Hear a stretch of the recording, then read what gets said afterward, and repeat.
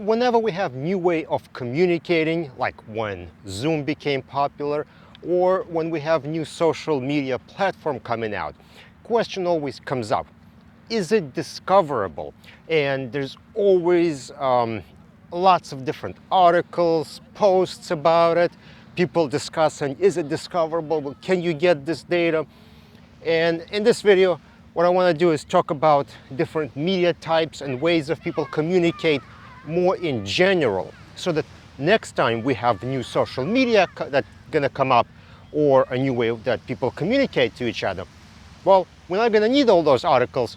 Just by understanding what kind of data we're dealing with, we'll know whether it's discoverable or not.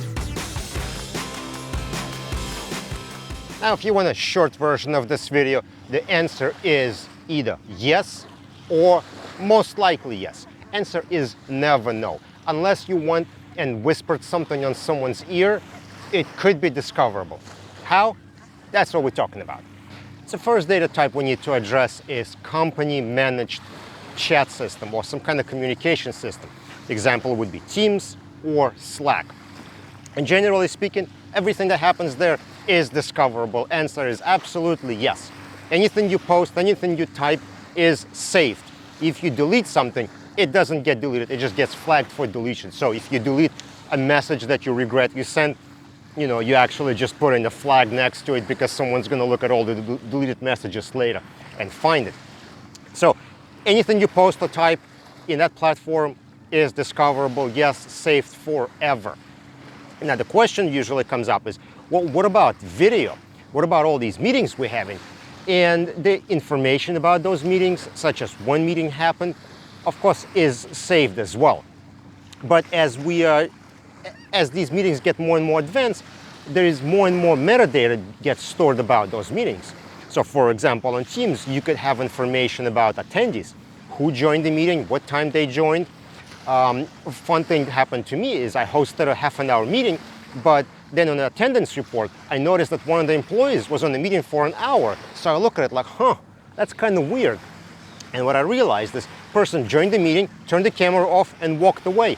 And then they forgot to disconnect, and they came back an hour later. It's like, oh, oops, let me close that window. So now I know who wasn't paying attention during the meeting.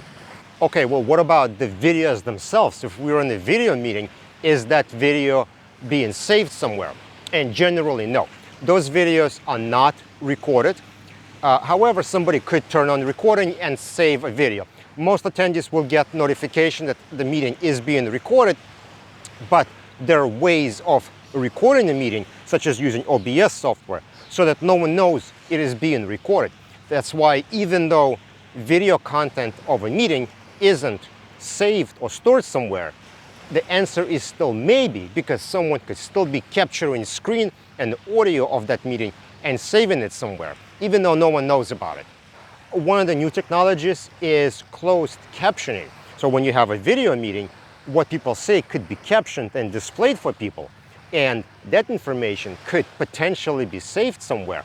It's pretty easy to have just like a compliance feature where an administrator just turns on a checkbox on a management console somewhere and say, save transcripts of all the meetings. So the video content isn't being saved, but the transcript is, and that transcript could be sent somewhere for some kind of analysis where there were any bad words used, where the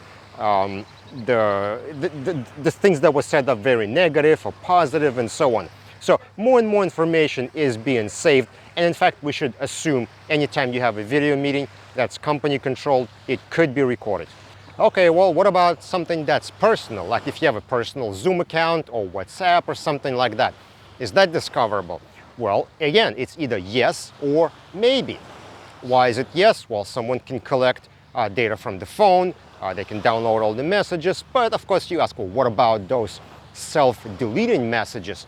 If I send those, or if I delete those messages on the personal platform, they would be gone for sure. Well, not necessarily. Someone can take a screenshot of that.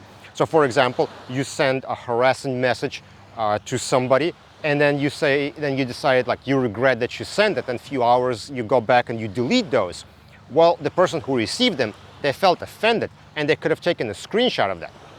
Yes, I know you'll say, well, I would get notification. Not necessarily. There is an easy way around it.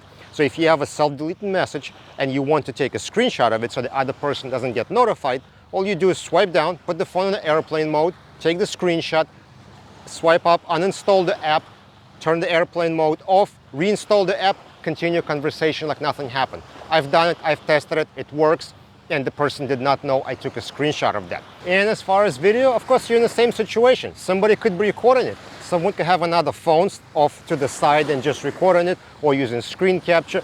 So things could always be saved. And finally, let's address the newest social media platform, Clubhouse. This is audio-only conversations, and sure, they're not being recorded by Clubhouse itself, but that doesn't mean someone else isn't recording them. So again, answer is possibly it could be discoverable. If there is a heated conversation, something's happening, somebody could turn on recording and they could record that conversation, and that could be saved and used somewhere later. Now, I know there are different regulations per state, how you can record phone calls, and I don't really know where Clubhouse falls in there, but point is, something that you said could be saved and played again. Will it be thrown out in court or something like that? That I'm not gonna touch. But the information that's generated could be discovered later and used in some way. So I think the point is there is a lot of data that can be deleted and will not be discoverable. You still don't want to assume that it's not discoverable and it's not available because it's so easy for someone to capture it. Anyway, any other data types that you think I need to address or I missed, or if you want to contribute something to this video, please put it in the comment section below. Don't forget to follow on LinkedIn, subscribe on YouTube. I'll see you next time.